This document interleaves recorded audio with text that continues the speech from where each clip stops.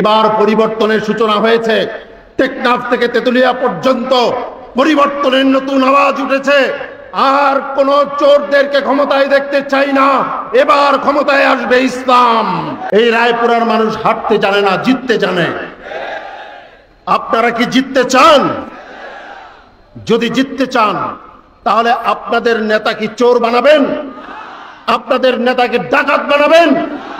আপনাদের নেতা কি অন্যায়ের দুর্নীতিবাজকে একজন আপনার নেতা বানাবেন? নিশ্চয়ই না। ভাইরা আমার, একটু খেয়াল করে দেখেন, স্বাধীনতার এতগুলি বছর পার হয়ে গেল, 54 বছরে আমরা রয়েছি, কিন্তু এখনো আমাদের দেশের মানুষের আর্থিক অবস্থার পরিবর্তন ঘটে নাই। এর কারণ আমরা যারা যখন বিভিন্ন সময় আমাদের নেতৃত্বে যাদের বসিয়েছি, তারা আমাদের টাকা চুরি করে বিদেশে পাচার করেছে। ওরা আমাদের টাকা লুণ্ঠন করে বিদেশে পাচার করেছে। গত সরকারের সময় 28 লক্ষ কোটি টাকা এই দেশ থেকে পাচার করে দেওয়া হয়েছে। আমরা কি এই অবস্থা চলতে দিতে পারি? এবার পরিবর্তনের সূচনা হয়েছে। টেকনাফ থেকে তেতুলিয়া পর্যন্ত পরিবর্তনের নতুন আওয়াজ উঠেছে। আর কোন চোরদেরকে ক্ষমতায় দেখতে চাই না। এবার ক্ষমতায় আসবে ইসলাম।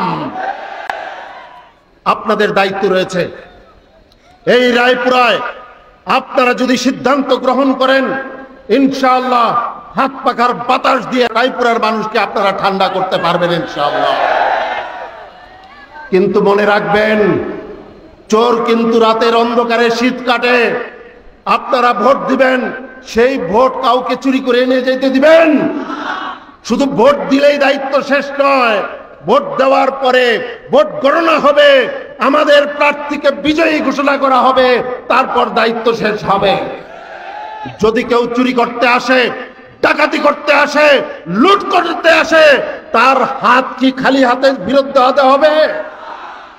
যে হাত দিয়ে জনতার ভোট চুরি করতে আসবে, সেই হাত ভেঙে দিতে হবে। আগামীর ভবিষ্যৎ হবে ইসলামের ভবিষ্যৎ। এই আশাবাদ ব্যক্ত করে বিদায় নিচ্ছি। আসসালামু আলাইকুম ওয়া রাহমাতুল্লাহ।